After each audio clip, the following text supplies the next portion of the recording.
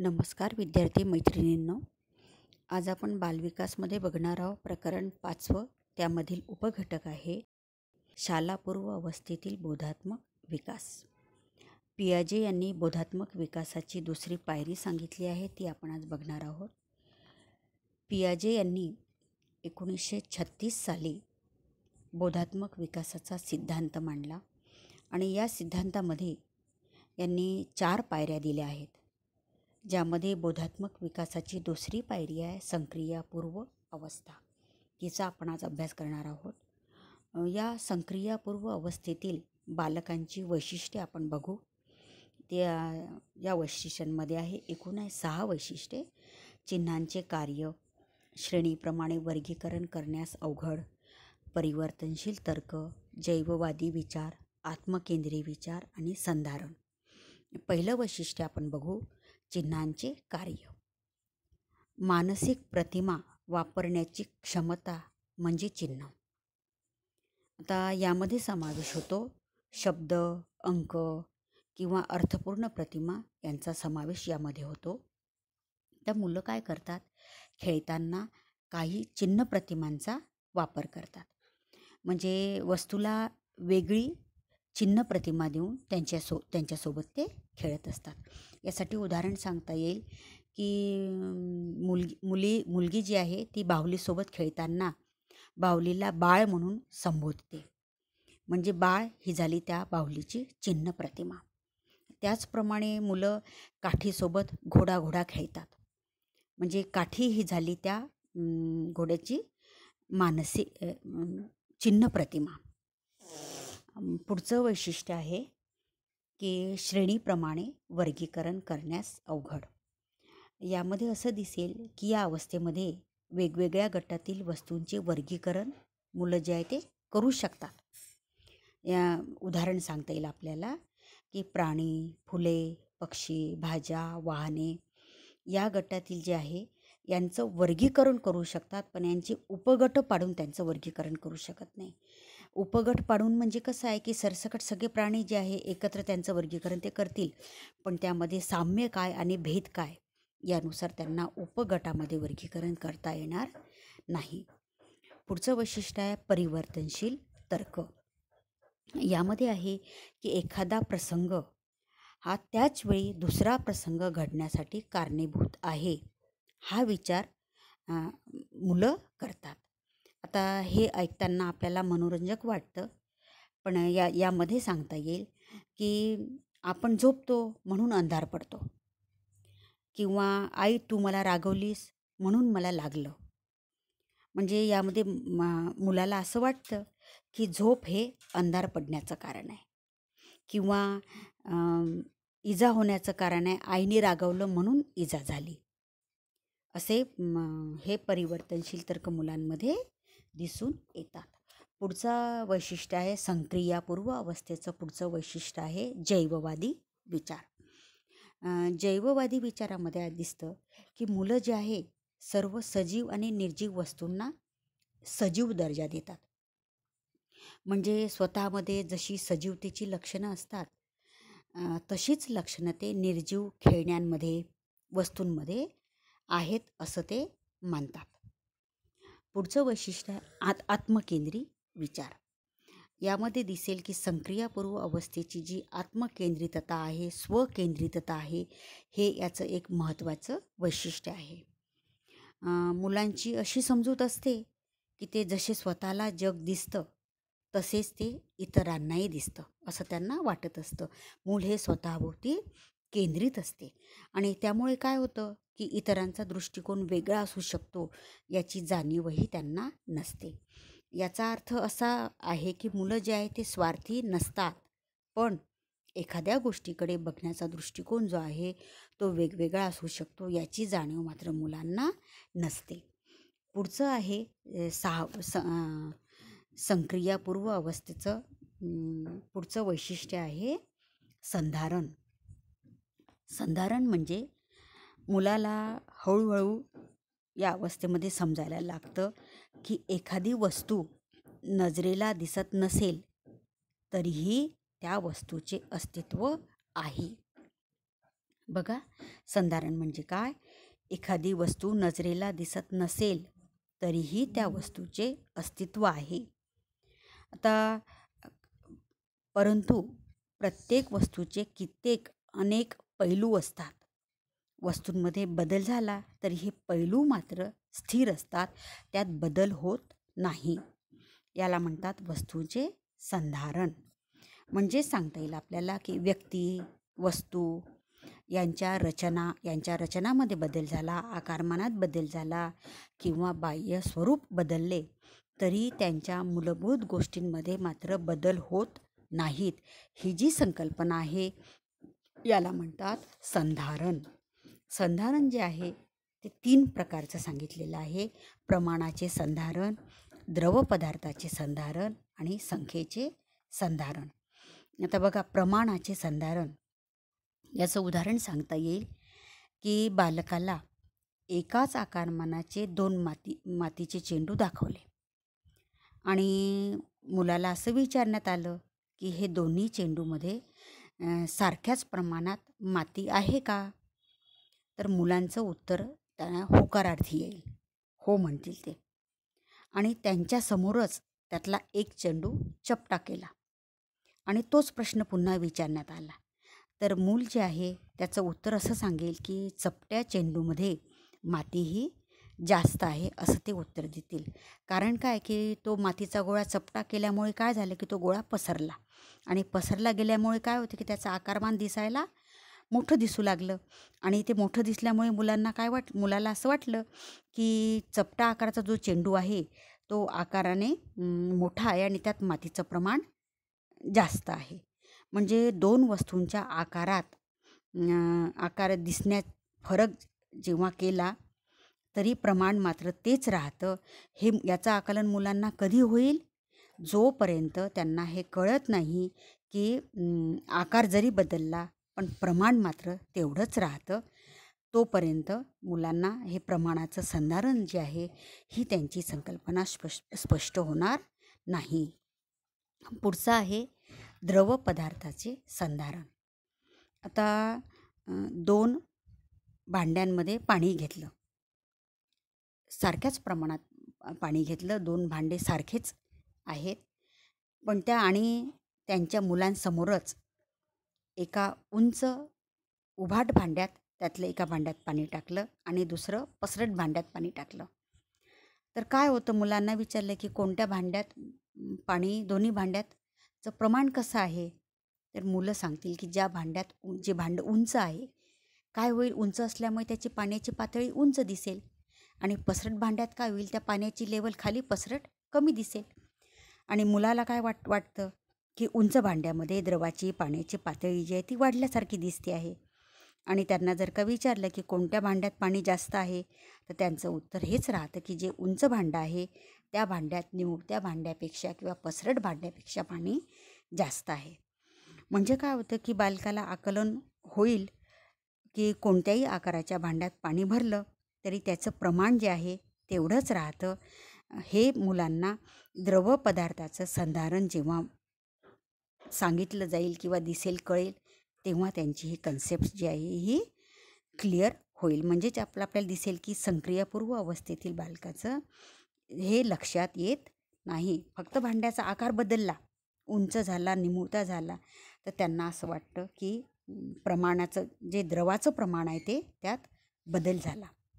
म्हणजे ही संकल्पना जी आहे ती स्पष्ट मुलांची होणार नाही. संक्रियापूर्व अवस्थेमध्ये आपल्याला हा जी आहे संकल्पना, ह्या संधारणाच्या संकल्पना लवकर बालकांच्या लक्षात येत नाहीत. पुढचं आहे संख्येचे संधारण. यामध्ये सुद्धा उदाहरण सांगता येईल आपल्याला की बालकाला समान संख्येतच गोट्यांचे 2 संच दाखवले. बघा, समान संख्येत गोट्यांचे 2 संच दाखवले आणि त्यामध्ये असं केलं की त्या ज्या ओळी आहे त्यांची रचना मांडणी केली. त्यांची 2 संचांच्या गोटीमधले जे गोट्या आहेत त्यांची 2 ओळीत मांडणी केली आणि एक जो संच आहे त्यातील गोट्या ज्या आहेत थोड्या दूर दूर मांडणी केली आणि दुसरी जी ओळ आहे त्याची थोडी जवळजवळ मांडणी केली. आणि काय होईल की मुलाला प्रश्न विचारला की कोणत्या ओळीमध्ये गोट्या ज्या आहेत त्या त्यांचं प्रमाण संख्येचं सारखंच आहे का दोन्ही ओळींमधील गोट्यांचं, असा जर प्रश्न केला तर मुलं त्याचं उत्तर देतात की लांब ज्या अंतरावर मांडलेल्या गोट्या आहेत त्या संचातील गोट्यांची संख्या ही जास्त आहे. आणि म्हणजे काय होतं की या संक्रियापूर्व अवस्थेतील बालकाला अंकाचे संख्येचे संधारण नसते. पुढे आपल्याला सांगता येईल की आपण बघू आता पुढे शालापूर्व अवस्थेतील भाषा विकास. यामध्ये भाषेचे 2 प्रकार सांगितले आहेत, ग्रहणशील भाषा आणि उत्पादनक्षम भाषा. ग्रहणशील भाषा म्हणजे जी बोललेली किंवा लेखी जी भाषा आहे त्या भाषेचे आकलन, ग्रहण करणे. आणि उत्पादनक्षम भाषा म्हणजे काय होतं की मुलं जी भाषा बोलतात त्या भाषेला उत्पादनक्षम भाषा म्हणतात. हे दोन्ही प्रकारच्या ज्या भाषा आहे यांचं एकाच वेळी ह्या विकसित होत असतात, पण ग्रहणशील भाषा जी आहे ती थोडी लवकर विकसित होते. पुढे आहेत शालापूर्व अवस्थेतील भाषा विकासाच्या पायऱ्या. ह्या 4 पायऱ्या सांगितलेल्या आहेत. त्यापैकी पहिला आहे शब्दसंपत्ती. यामध्ये सांगितलं आहे की 3.5 वर्षापर्यंत मुलाजवळ जे आहे 50 शब्दापर्यंत शब्दसंपत्ती ही वाढते. नंतर 4 ते 5 वर्षापर्यंत मुलांजवळ जवळपास 1900 म्हणजे 1900 ते 2200 शब्दांचे अर्थ जे आहे त्यांना समजू लागतात. आणि 6 वर्षाचं वय होईपर्यंत एखाद्या शब्दाचे 2 अर्थ असू शकतात हे त्यांना समजतं. भाषा विकासाची दुसरी पायरी आहे उच्चारण. यामध्ये शालापूर्व अवस्थेमध्ये बालकांच्या आवाजातील बोलण्याची लय प्रौढांसारखीही होऊ लागते. आणि काय होतं की उच्चारणामध्ये चुकीच्या उच्चारणांची दुरुस्ती ही किती वेळा केली जाते यावर त्यांचं उच्चारण जे आहे मुलांचं अवलंबून, कारण चूक झाली की त्याला दुरुस्त करायला सांगितली म्हणजे तेवढ्या वेळात तो उच्चार करू शकेल, म्हणजे तेवढ्याच त्याच्या उच्चारणात सुधारणा होतील.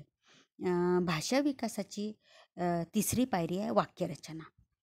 आता मूल गुंतागुंतीची वाक्यरचना करायला सुरुवात करतात.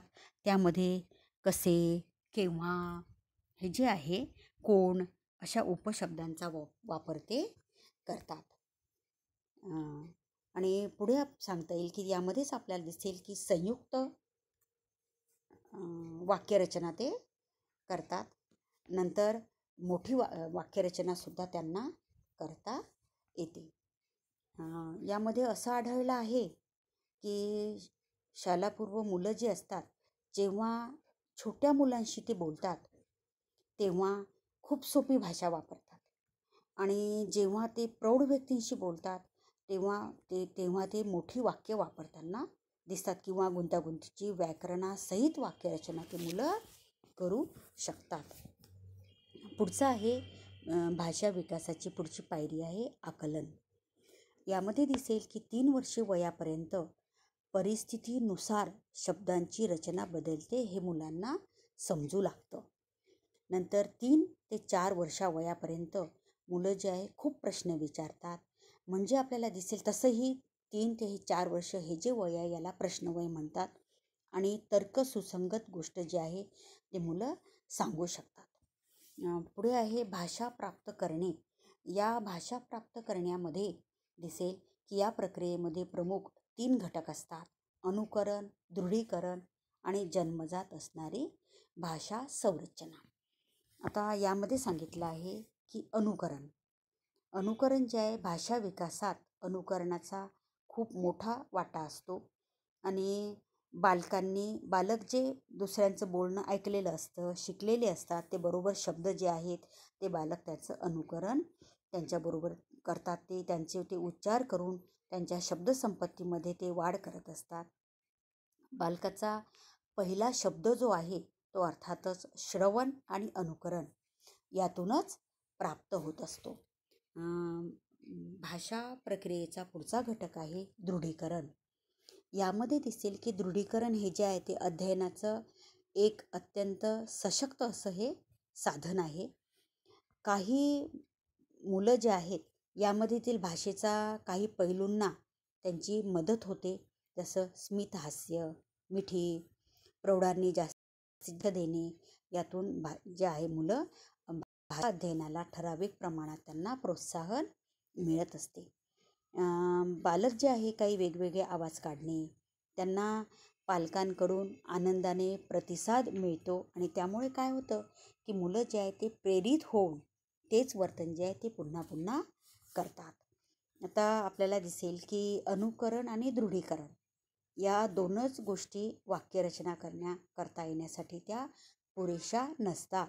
त्यासाठी भाषा शिकताना काही गोष्टी ज्या आहेत त्या प्रोत्साहित केल्या गेल्या नाहीत तर दृढीकरण शक्य होत नाही.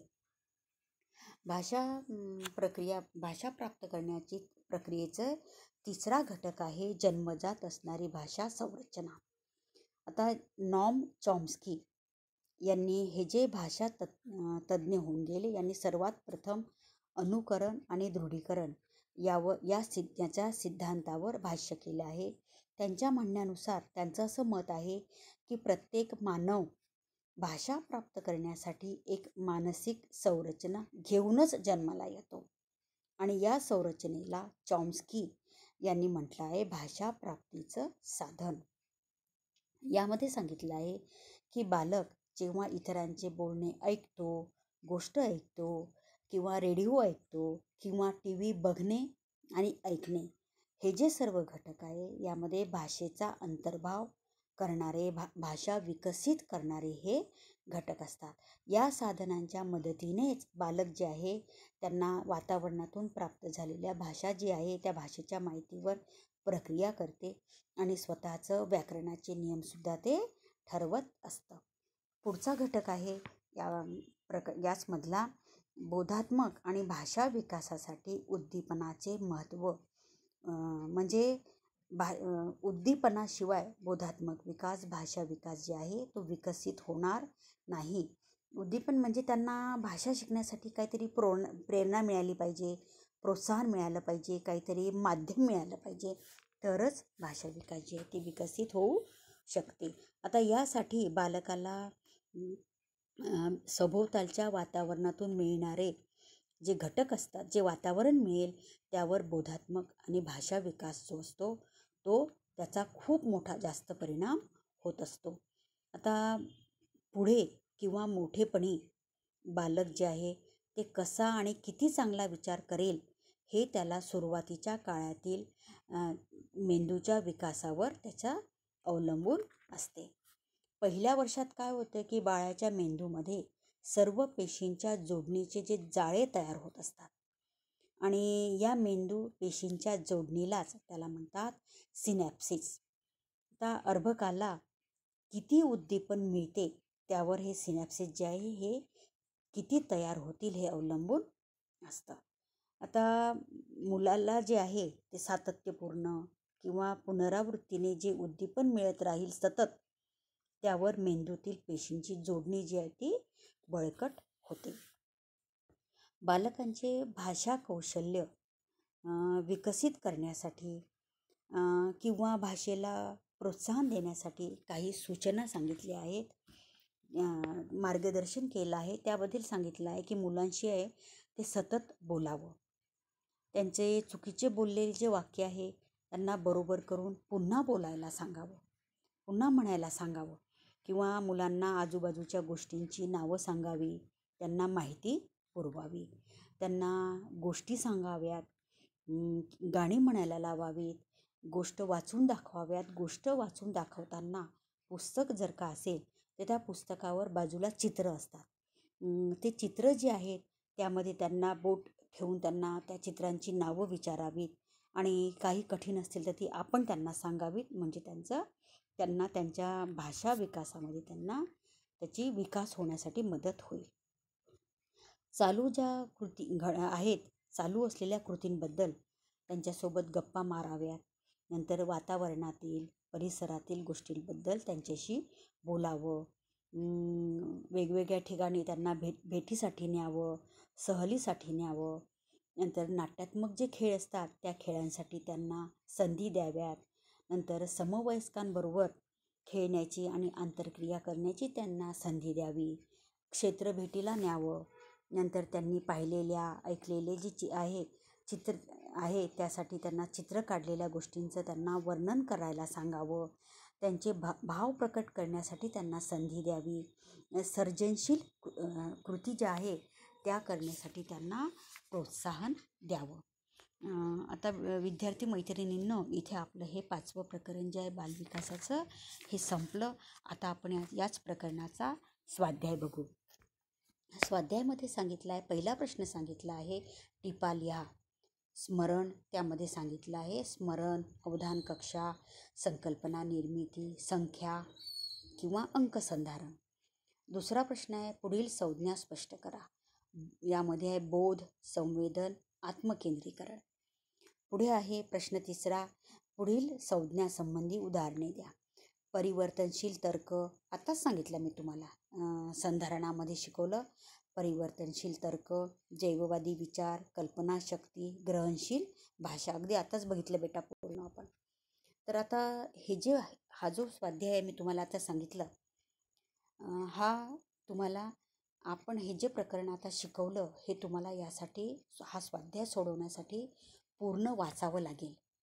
आणि हा बोधात्मक विकास आहे, मानसिक विकास आहे. त्यामध्ये समजायला कठीण आहे थोडा, म्हणून तुम्हाला एकदा वाचून तो समजणार नाही. त्यासाठी आधी एकदा पूर्ण प्रकरण वाचून घ्या, परत दुसऱ्यांदा वाचा आणि नंतर हे ज्या सगळ्या प्रश्न आहे स्वाध्यायामधले हे साईड हेडिंग देऊन पुस्तकामध्ये प्रत्येक कन्सेप्ट अगदी व्यवस्थित दिलेली आहे. ते बघून तुम्हाला एक वही करायला सांगितली होती स्वाध्यायासाठी.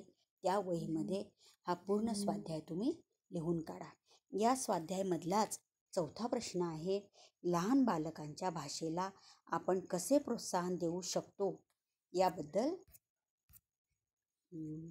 उदाहरणासहित सविस्तर लिहा. हे जे मी तुम्हाला अगदी आत्ताच सांगितलं की भाषेला बालकांची भाषा कौशल्य विकसित करण्यासाठी आणि भाषेला प्रोत्साहन देण्यासाठी काही सूचना आता मी तुम्हाला सांगितल्या. त्या आहे पेज क्रमांक 49 हे तुम्हाला पूर्ण बोधात्मक व भाषा विकासासाठी उद्दीपनाचे महत्त्व हे या प्रश्न चौथ्यामध्ये तुम्हाला त्याचं उत्तर लिहावं लागेल. हे आता आपलं पूर्ण शिकवून झालं आहे. आता तुम्ही पुढचं प्रकरण आपण पुढच्या तासिकेला चालू करू नवीन. धन्यवाद.